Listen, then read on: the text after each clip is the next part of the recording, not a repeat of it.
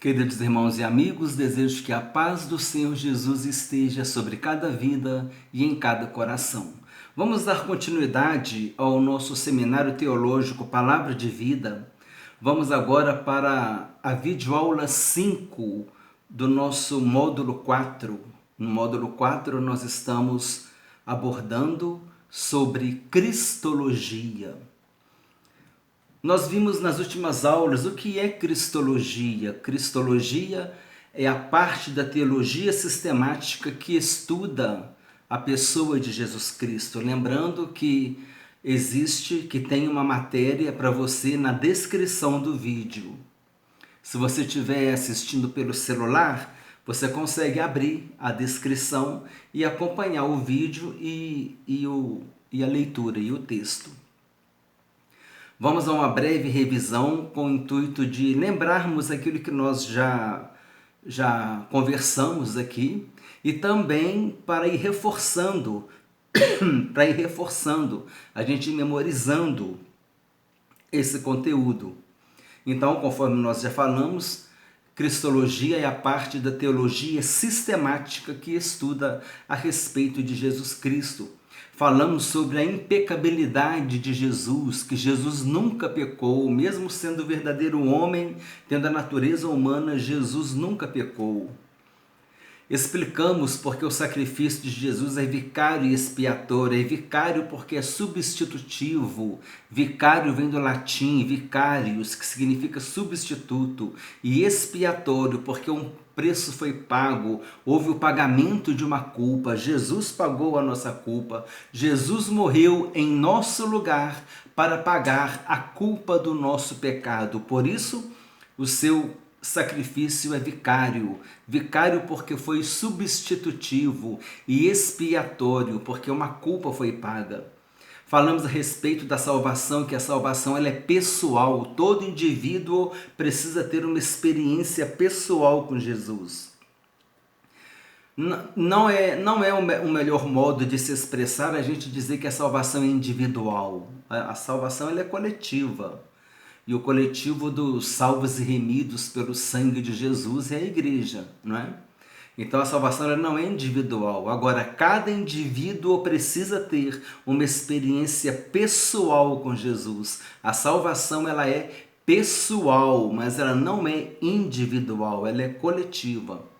Então, procure não falar mais isso caso você fale, a salvação é individual. Não, a salvação não é individual, ela é pessoal. A pessoa precisa ter uma experiência pessoal com o Senhor Jesus. Cada indivíduo precisa ter uma experiência pessoal com o Senhor Jesus. E a salvação ela é coletiva. Falamos que já na Igreja Apostólica a humanidade de Jesus já foi negada, né? João mesmo disse, todo espírito que procede de Deus confessa que Jesus Cristo vem em carne. João já estava ensinando a respeito dessa doutrina, porque na época da igreja apostólica e da igreja primitiva, no primeiro e segundo séculos, a humanidade de Jesus já estava sendo negada. Nós falamos do docetismo, que é uma linha de pensamento que negava que Jesus Cristo vinha em carne, que Jesus Cristo veio em carne, que ele tinha corpo, que ele tinha sangue. Falamos que a palavra docetismo vem do verbo dokel, do grego, que significa fazer aparecer. Eles falavam que Jesus era como se fosse um holograma, um espectro, que ele aparecia, mas ele não tinha corpo. E esse docetismo ele foi considerado uma heresia pela igreja primitiva, que foi combatida, né? Essa apologética externa porque a ameaça veio de fora, apologética bíblica porque usou a Bíblia como um instrumento para fazer apologética, e a apologética também foi defensiva porque defendeu a fé cristã. Falamos depois a respeito da humanidade de Jesus no Novo Testamento, que Jesus sentiu fome, sede, cansaço, dormiu, chorou, entristeceu-se, angustiou-se, foi chamado de homem por Pilatos, possuía os sentidos humanos. A declaração bíblica sobre a humanidade e a divindade de Jesus em Filipenses capítulo 2. dos versículos 5 a 11, falamos a respeito do verbo que se fez carne, o destaque para João capítulo 1, versículo 1, no princípio era o verbo, e o verbo estava com Deus, e o verbo era Deus, falando da divindade de Jesus, e o verbo se fez carne e habitou entre nós, cheio de graça e de verdade, e vimos a sua glória, glória como do unigênito do Pai, falando sobre a humanidade de Jesus. João capítulo 1, versículos 1 e versículo 14. Falamos também sobre a hemaditrose, né, que é aquele fenômeno que aconteceu com Jesus, que romperam-se os vasos sanguíneos aqui da região aqui subcutânea, né, debaixo da pele, e ali aquele sangue ele misturou com suor, e Jesus suou suor misturado com sangue.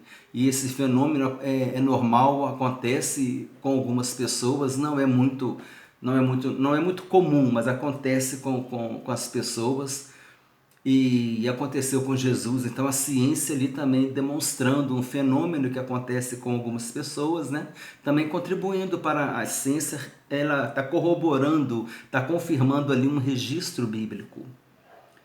E também confirma a humanidade de Jesus. Na videoaula 3 nós falamos sobre 4 termos teológicos importantes: teantropia, hipostase, unipessoalidade de Cristo e kenosis. Teantropia, formado pela palavra theos e anthropos. Theos é Deus, anthropos é homem. Teantropia faz referência ao Deus homem. Esse termo se refere somente a Jesus Cristo, verdadeiro homem e verdadeiro Deus. Hipostase ou união hipostática, Jesus tem as duas naturezas, a natureza humana e a natureza divina, e uma não interfere na outra.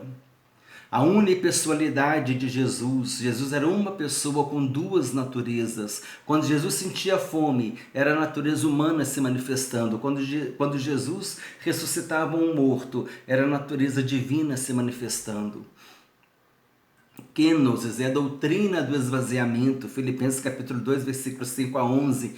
Falamos que Jesus se esvaziou de sua glória, mas não se esvaziou de sua divindade.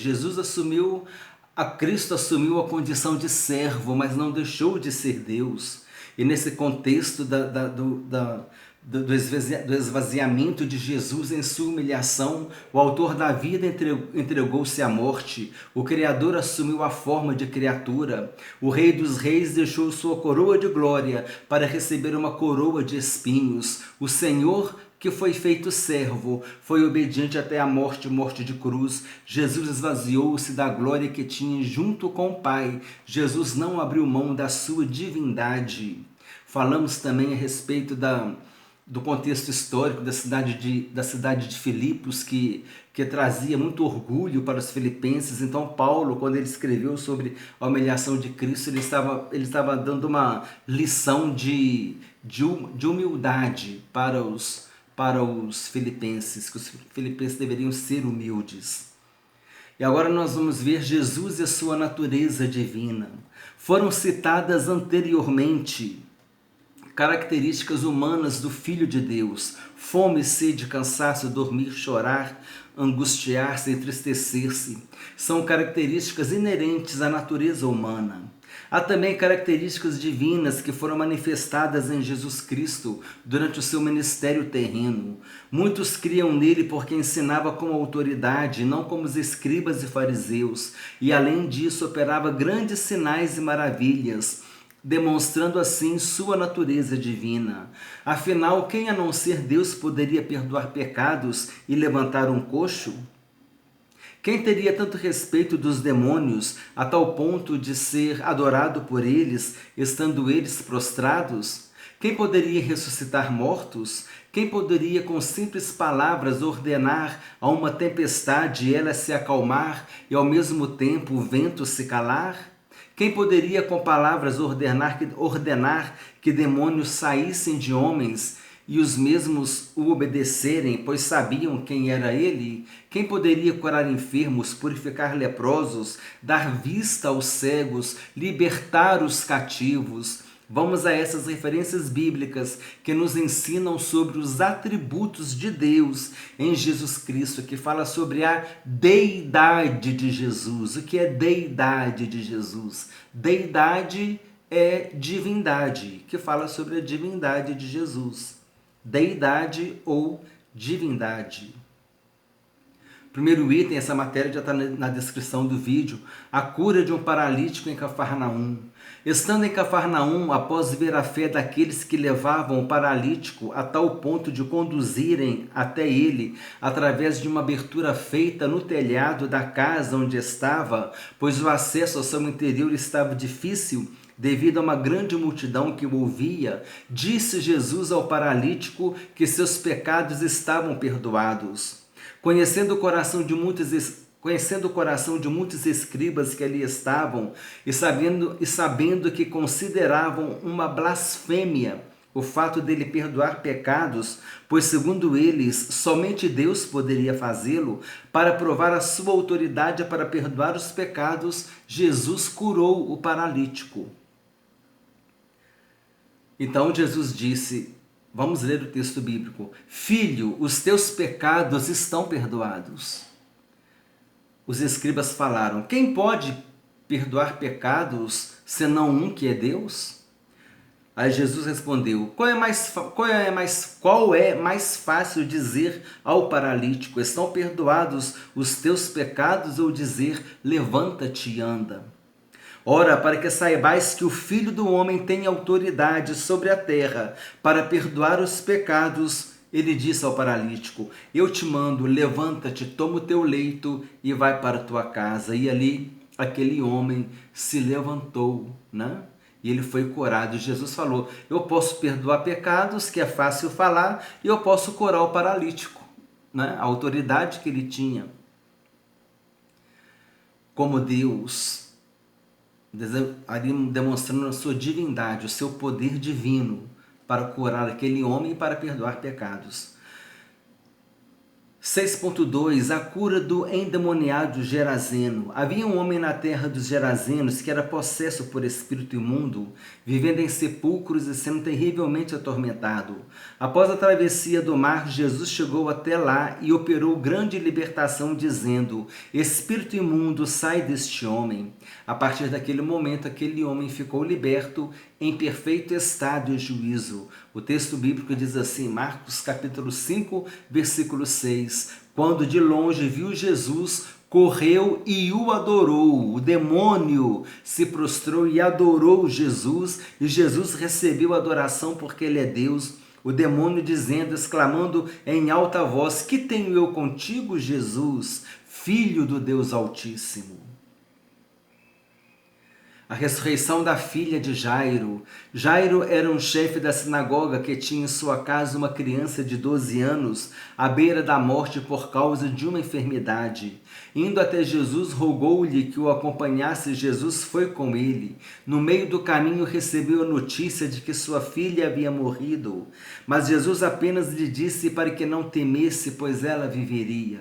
Chegando à casa de Jairo, foi até a menina, acompanhado dos pais e também de Pedro, Tiago e João, e ali ele a ressuscitou. Lucas capítulo 8, versículo 54. Entretanto ele, tomando-a pela mão, disse-lhe em voz alta, menina, levanta-te. Jesus acalma uma tempestade, Jesus manifestando o seu poder, né? Como Deus. Jesus e seus discípulos estavam a caminho da outra margem do mar quando sobreveio uma grande tempestade sobre o barco, a tal ponto dele correr o perigo de naufragar. Desesperados, eles despertaram a Jesus, dizendo-lhe que estavam perecendo. Jesus repreendeu o vento e a fúria da água, e tudo cessou. Após serem exortados a respeito da sua pequena fé, os discípulos indagaram quem era aquele que até os ventos e as ondas o obedeciam. Lucas capítulo 8, versículo 24. Despertando Jesus, repreendeu o vento e a fúria da água, tudo cessou e veio a bonança. Item 6.5 A cura de um endemoniado em Cafarnaum. Jesus estava ensinando em Cafarnaum no dia de sábado. Achava-se na sinagoga um homem possuído de espírito de demônio imundo. De repente, manifestando-se, foi repreendido por Jesus. Após a libertação, todos ficaram admirados e perguntavam que palavra era aquela que, proferida com grande autoridade e poder, ordenava aos espíritos imundos e eles saíam. Texto bíblico, Lucas capítulo 4, versículo 33 a 35. Achava-se na sinagoga um homem possesso de espírito de demônio imundo e bradou em alta voz: Ah, que temos nós contigo, Jesus Nazareno? Vieste para perder-nos? Bem sei quem és, o Santo de Deus. Mas Jesus o repreendeu, dizendo: Cala-te e sai desse homem. João capítulo 6, item 6, versículo 6. João envia mensageiros a Jesus. João enviou mensageiros a Jesus para perguntarem se ele era aquele que estava por vir. Após operar grandes sinais e maravilhas diante deles, Jesus lhes respondeu: Ide e anunciai a João o que estáis ouvindo e vendo. Os cegos veem, os coxos andam, os leprosos são purificados, os surdos ouvem, os mortos são ressuscitados e aos pobres está sendo pregado o Evangelho. Mateus capítulo 11, versículo 4 e 5. Jesus Cristo e sua natureza divina. Agora, esse aqui já é o resumo da aula de hoje. Jesus Cristo e a sua natureza divina. Vimos alguns milagres de Jesus, a manifestação de Jesus, a manifestação do poder do Senhor Jesus, da divindade de Jesus, porque somente Deus poderia curar um paralítico, somente Deus poderia curar um endemoniado gerazeno. A ressurreição da filha de Lázaro, Jesus acalma uma tempestade, a cura do endemoniado em Cafarnaum, João envia mensageiros a Jesus e tantos outros milagres, né? Que nós poderíamos falar aqui. Poderíamos falar da ressurreição do filho da viúva de Naim, poderíamos falar da ressurreição de Lázaro, poderíamos falar da cura daquele leproso, que ele chegou até Jesus e disse: Senhor, se quiseres, podes purificar-me. E Jesus disse: Eu quero, seja limpo. Também poderíamos falar da cura dos 10 leprosos. Poderíamos falar da primeira multiplicação dos pães. Poderíamos falar da segunda multiplicação dos pães. Poderíamos falar da pesca maravilhosa. Poderíamos falar que Jesus andou por sobre as águas do mar. Quantas manifestações poderosas do Senhor Jesus, demonstrando a grande obra que ele fez durante seu ministério terreno, pregando o Evangelho, vidas se converteram, que é o maior milagre, é a salvação, é a conversão de uma pessoa. Então, nesse estudo de hoje, nós vimos essas características divinas na pessoa do Senhor Jesus Cristo. Então, nós já falamos a respeito da natureza humana e da natureza divina do Senhor Jesus, além de outros assuntos. E em breve viremos com a próxima aula. Desejo que Deus abençoe a todos abundantemente, em nome do Senhor Jesus Cristo.